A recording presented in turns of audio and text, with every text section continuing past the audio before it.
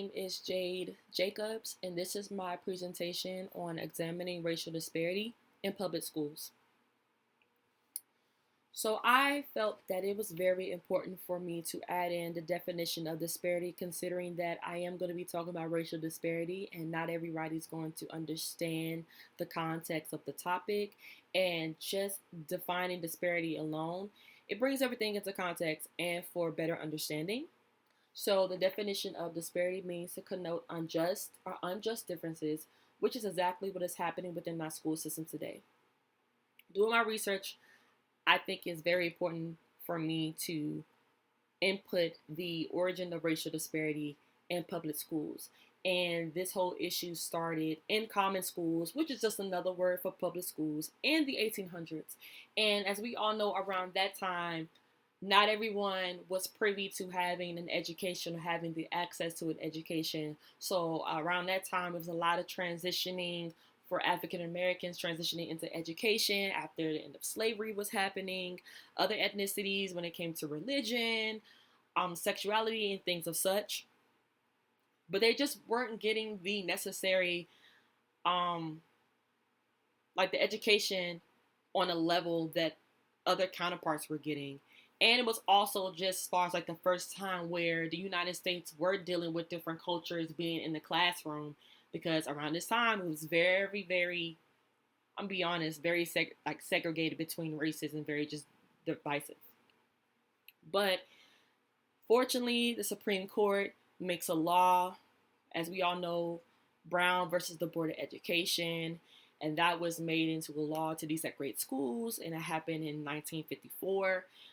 But even when this law is still here, there are still factors of segregation that is happening within our school systems, and they're happening through numerous factors, and not just the obvious discrimination or things of such that we know of. So I'm going to go into detail with that.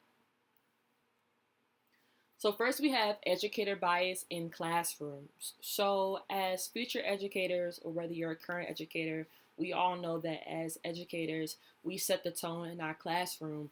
And a lot of times you have educators come into a place of learning, supposed to be a safe space for students, and they have implicit bias, which is just unconscious beliefs that they hold near and dear to their heart about ethnicity or maybe some belief or religion, as we all know. But having that issue within classrooms, it holds students back, and it's part of racial disparity.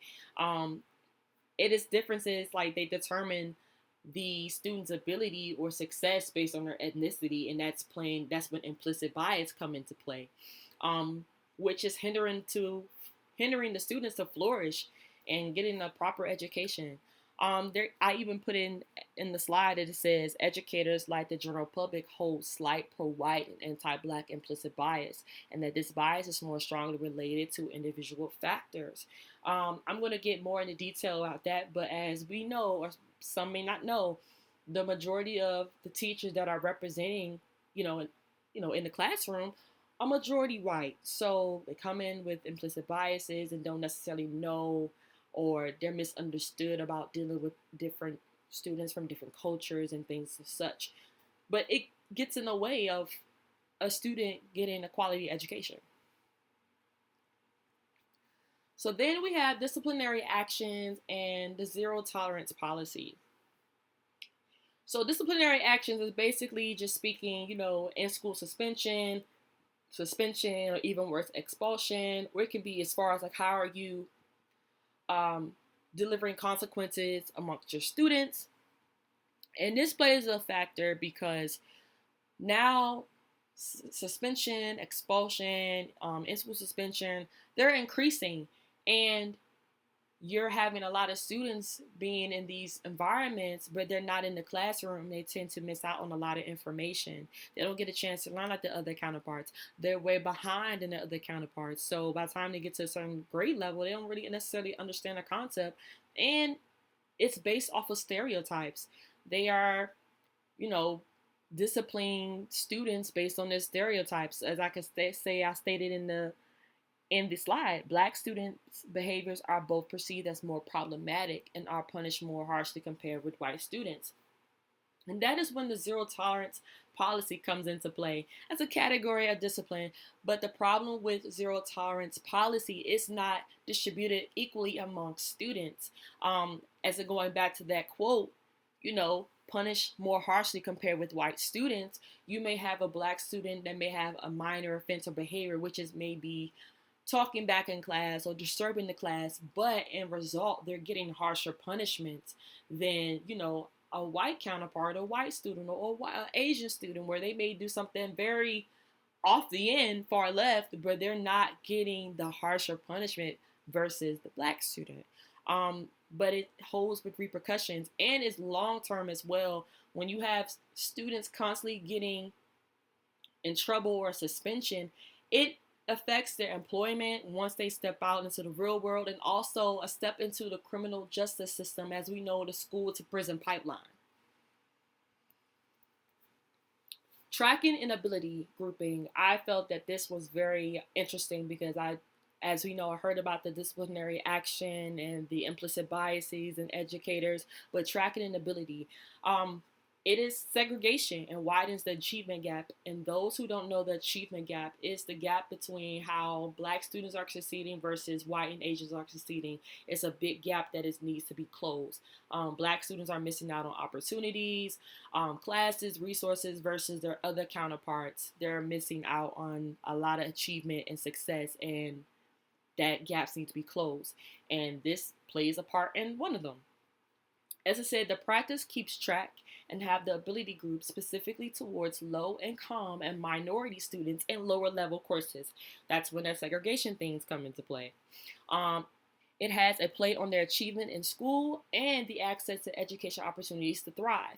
The grouping comes in the form of standardized tests and assessments, and they are grouped in certain levels. So standardized testing, your ability in school and things of such. So I have an example. For example, Chicago Public Schools in 1997 and 1998 created a program that promoted readiness to move students to the next grade. Within the program, they held back students that were under minority and low income, which were high in numbers. And during that time, black students were more likely to be held back than white and Latino students, leaving them little room to progress in education. Again, segregation and widening the achievement gap. Lack of funding. So, as we know, certain school districts do not have the funding, which equals up to lack of resources for schools to thrive better in the classroom and outside. And it tends to be property poor districts that don't have the backing from policymakers or council members or mayors and things of such to push economic resources to raise money for schools to get more resources for the students, versus property rich districts. They have the backing, they have the ability to raise money for their schools. But typically the property poor districts are made up of a majority minority students. And as you can see in my chart that I have here, it says districts serving poor students have less to spend on education than those serving wealthier students. You can see the stats here. And it's not equal at all. So teacher expectations. This was a topic that I was very surprised with because it goes back to the educator bias in classroom slide, but also it plays a part with that slide. But teacher expectations, again, the achievement gap, as I explained before, is systematic racism. So that is when also implicit biases play a part too. This says educators have expectations. They aim their expectations towards white students and Asian students, but tend to lower their expectations for Black and Latino pupils. When teachers give out better expectations to certain peers or groups, they are exposed to higher quality instruction versus the other peers, which they experience internal issues such as worrying about being judged based on stereotypes and limits opportunities. So that plays more of a mental fact. And, if you have a teacher not expecting more of you based on your ethnicity, it tends to damper your motivation to learn, and also just you worried about the wrong things versus getting the education. And as you can see in the studies here, it says in ethnically diverse classrooms where students reported high levels of differential teacher treatment towards high and low achieving students. Teacher expectations of European American and Asian American students were between 0.75 and one standard deviation higher than teacher expectations of African American and Latino students with similar records of achievement. Now, as I discussed the factors that do play a part in racial disparity, there are some solutions that we can start with to reduce racial disparity in schools. Possibly we can eradicate it altogether, but it's going to take some work.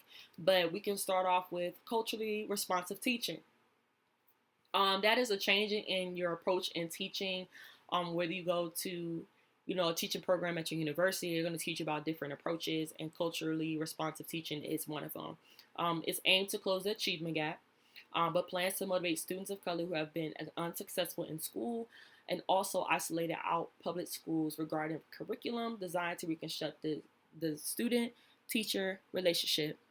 Um, and now we are now realizing that schools are getting more diverse and culture by the minute, honestly, and being more consistent. So the environment of education is constantly changing. So now teachers are having to shift their approach. You can't teach the whole class as one set. You have to be able to adapt to everybody in the classroom. And regarding that, we have majority of the teachers within our classrooms that are majority white. This is when culturally responsive teaching needs to be implemented within training, uh, particularly with pre-service teachers. So also, culturally responsive teaching, it goes along with learning styles too. So that's one way you can implement culturally responsive teaching. So we can say incorporate the cultural context of teaching and learning into the curriculum by using the prior learning of students. Number two is utilize, affect, and building interpersonal relationships with students. And three, adjust teaching approaches that conflict with student learning styles.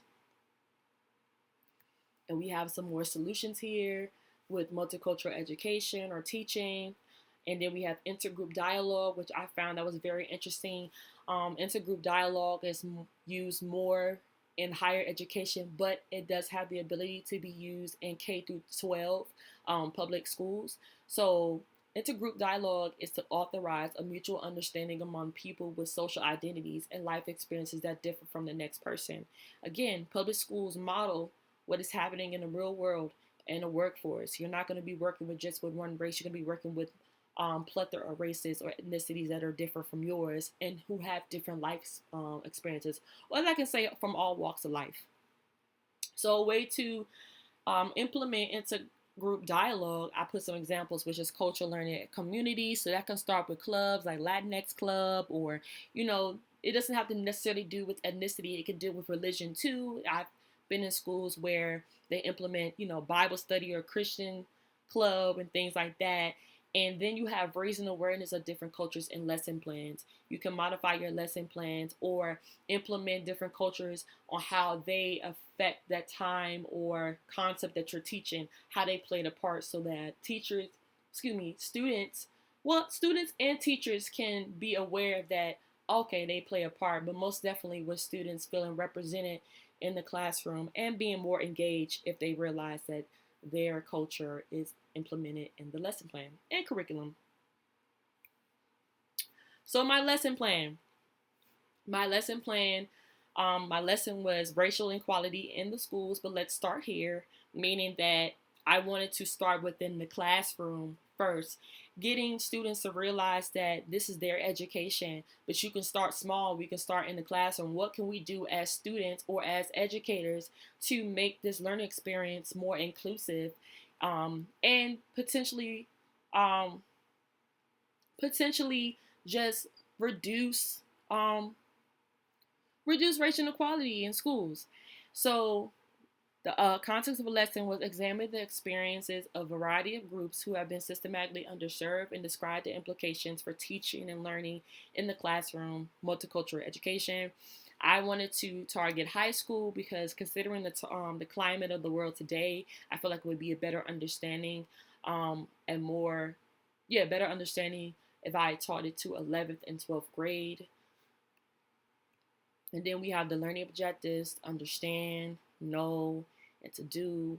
Especially the do is like students will think and write down solutions to reduce racial inequality and prejudice in school, but starting within the classroom so they understand that they are the voice for their education. So I had my whole plan here. I made sure I implemented 2 readings that I got from my research for better understanding. My exit ticket, um, students will write down one solution on how to reduce prejudice and racial inequality, starting within the classroom or the school. That was my target, of course. That was my lesson plan, but I also would implement a piece of my lesson while when I upload my final presentation. And these are my references that help me with my research. And I hope you all enjoyed my presentation and you got something from it. Thank you for listening and have a nice day, guys.